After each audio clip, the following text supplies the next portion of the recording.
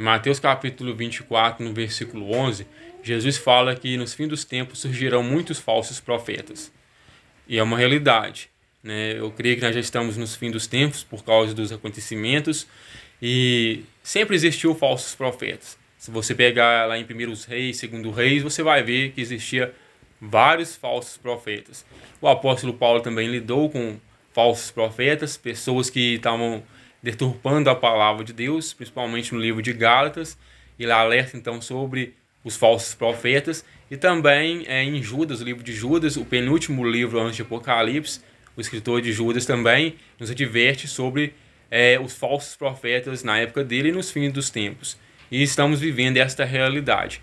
O problema é que acontece que a pessoa converte hoje, vai para a igreja amanhã quer ser obreiro e depois da manhã já quer ser pastor. E infelizmente isso é aceito em algumas denominações, né? Hoje em dia até para comprar carteirinha de pastor, de apóstolo, presbítero, é até fácil, tá até fácil. Só que não é coisa de Deus, né? Para ser um homem de Deus, para ser uma mulher de Deus, um profeta de Deus, um pastor de Deus, um servo de Deus, primeiramente precisa nascer de novo, nascer da água e do Espírito, nascer, né, de Deus, para que possa estar sendo dirigido pelo Espírito Santo, direcionado pelo Espírito Santo, como os homens de Deus da Bíblia, os profetas, os verdadeiros foram e hoje também ainda tem os verdadeiros homens de Deus e mulheres de Deus aqui na face da terra. A igreja de Jesus Cristo ainda se encontra aqui na terra, continua, e nós fazemos parte dessa igreja de Jesus Cristo quando nós aceitamos Cristo em nossas vidas, ou melhor, quando Ele nos aceita, né, e nos tira das trevas para a luz, da morte para a vida e da condenação para a absolvição. Então nós passamos a pertencer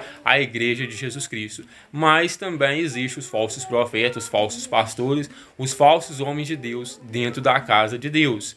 E isso é um problema sério, porque leva até o desânimo, às vezes até o desgarramento de algumas ovelhas, o afastamento de algumas ovelhas, de alguns servos de Deus, da igreja, da casa de Deus.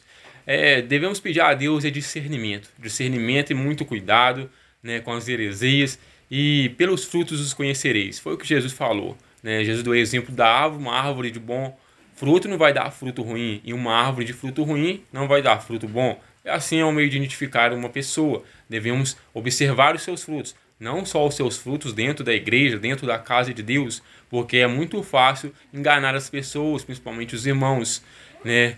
Mas devemos observar os seus frutos, principalmente do homem que se diz de Deus, da mulher que se diz de Deus, dentro da sua casa, entre os seus parentes, ou entre os seus amigos, ou no seu serviço. Na sociedade devemos observar, não que a pessoa seja perfeita, porque ninguém é perfeito, né? Todos os dias pecamos, erramos, mas o homem que é de Deus, a mulher que é de Deus, verdadeiramente não vive na prática do pecado. Comete alguns deslizes, alguns pecados, mas sempre está pedindo perdão a Deus, misericórdia, e está sempre pedindo a ajuda de Deus para ser melhor hoje do que foi ontem, e amanhã pedindo a Deus para ser melhor do que foi hoje. Então, que nós possamos ter discernimento, né? Pedir a Deus sabedoria, entendimento, prudência, para que nós não venhamos cair no conto dos falsos profetas, né? Dos falsos líderes, falsos pastores, né? E o verdadeiro pastor mesmo é Jesus Cristo. Ele diz, né, que o resto é mercenário. Está lá em João capítulo 10. Mas Deus levanta os homens aqui, né, os pastores, os obreiros, para nos auxiliar. E devemos ter discernimento quando eles estão sendo usados por Deus, ou pela carne, ou pelo diabo. E estarmos sempre firmados na leitura da palavra, né, na comunhão, na intimidade com Deus. Você não precisa ficar comendo pela mão de ninguém. Você tem que fazer sua própria alimentação espiritual. Ler a palavra. Você tem a palavra. Você tem o privilégio de poder estar lendo a Bíblia. Você tem o privilégio de ter livre acesso a Deus através, né, de Jesus Cristo. Se você for a Deus através de Jesus Cristo, Ele atenderá, Ele o ouvirá. Agora precisamos também, né, nos entender que precisamos um dos outros. E a igreja de Cristo, né, é um corpo. E cada um de nós somos membros desta igreja. E nós devemos entender que precisamos um do outro e precisamos ter em comunhão. E a bênção que só recebemos em união. Tem o Salmo 133 que fala: quão bom e agradável é quando os irmãos vivem união. Mas que seja uma união sadia, que seja uma união que agrada a Deus, né? Uma união singela, uma união simples, pura, né? E sempre quando nos reunimos pedimos discernimento a Deus e pedir a Ele também que nos livre dos falsos profetas e dos falsos pastores.